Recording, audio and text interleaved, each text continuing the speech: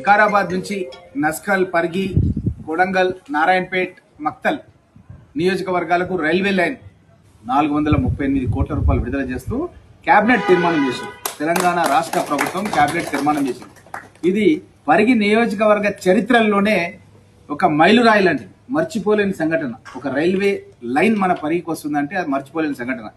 రైల్లో విద్యార్థులు గాని ఉద్యోగస్తులు గాని పాస్ తీసుకొని కేవలం 300 రూపాయలకే పాస్ తీసుకొని హైదరాబాద్ పోయి చదువుకోవచ్చు, ఉద్యోగం చేయొచ్చు, మళ్ళీ రావచ్చు. అలాంటి సౌకర్యం దాంట్లో ఎక్స్ప్రెస్ ట్రైన్లు ఉంటాయి, జనరల్ ట్రైన్లు ఉంటాయి. ఉద్యోగస్తులు కూడా, మంచి అధికారులు కూడా మనకు ఉద్యోగం చేయడానికి మన ప్రాంతానికి రావచ్చు. పొల్యూషన్ లేకుండా తక్కువ ఖర్చుతో ఇలా యాక్సిడెంట్స్ కానీ జరగకుండా మనం ప్రయాణం చేసే, సుఖ ప్రయాణం చేసే రైల్వే లైన్ రావడం.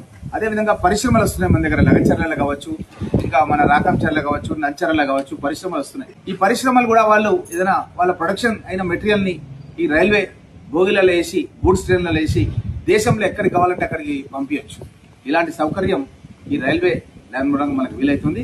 దీనికి సంబంధించిన భూసేకరణకు ఈ డబ్బులు పడుతుంది. ఎందుకంటే ఈ 438 కోట్ల రూపాయలు రైల్వేకి సంబంధించిన భూసేకరణ గురించి. ఎందుకంటే రైల్వే స్టేషన్ కట్టాలి, రైల్వే పట్టాలు వేయాలంటే భూసేకరణ చేయాలి. కాబట్టి ఇది ఈ డబ్బును దానికి వాడడానికి అని చెప్పి నిన్న కేబినెట్ ఆమోదం చెప్పింది. దగ్గర 3,000 కోట్ల రూపాయలు ఖర్చు అయితే దీనికి 2,800 నుంచి 3,000 కోట్ల రూపాయలు అంచనా వ్యయం ఆల్రెడీ ఎస్టిమేషన్ వెళ్ళిపోయింది ఢిల్లీకి. తొందరలోనే ఈ యొక్క భూమిని మనం కేటాయిస్తే వాళ్ళు శాంక్షన్ చేస్తామన్నందుకు భూమిని తీసుకోవడానికే ఇది విడుదల చేసినాం. ఇప్పుడు ఆటోమేటిక్ గా ఇది శాంక్షన్ అయ్యే లెక్క. తొందరలోనే దీనికి సంబంధించిన పనులు కూడా ప్రారంభం అవుతాయి.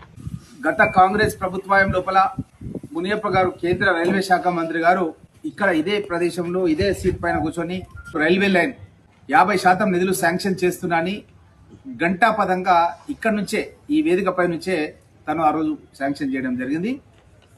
ఆయన ఏమన్నారంటే, ఆయన మీటింగ్ లో ఇక్కడ నుంచి నేను, రామ్మోహన్ రెడ్డి, కిరణ్ కుమార్ రెడ్డి ముఖ్యమంత్రి దగ్గర పోతాం, ఇంకా 50% నిధులు ఆయన అడుగుతామని చెప్పి స్టేట్మెంట్ ఇచ్చి, మునియప్ప గారు కేంద్ర రైల్వే శాఖ మంత్రి కారులో నేను కూడా కూర్చొని కిరణ్ కుమార్ రెడ్డి గారు ముఖ్యమంత్రి కార్యాలయానికి ఇక్కడ నుంచి 2 గంటల లోపల అక్కడ ఉండి ఆయనకు లెటర్ ఇచ్చినాం.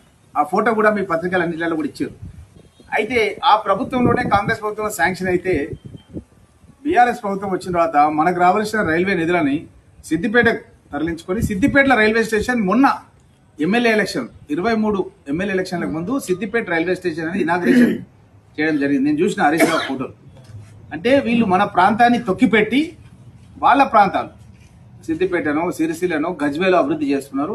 ఇప్పుడు మళ్ళీ మన ప్రభుత్వం వచ్చిన తర్వాత తరచుగా కేంద్రం పైన ఒత్తిడి తీసుకొచ్చి, గతంలో శాంక్షన్ అయిన ప్రాజెక్టులన్నీ కూడా మీరు ఒత్తి పెడుతున్నారు, వాళ్ళు ఒత్తి పెట్టారు, మీరు ఇప్పుడు శాంక్షన్ చేయాలని ఒత్తిడి తీసుకొచ్చి దానికి సంబంధించి 18 కోట్ల రూపాయల సర్వేని గతంలోనే మనం పూర్తి చేసినాం. మీకు అందరూ కూడా తెలుసు.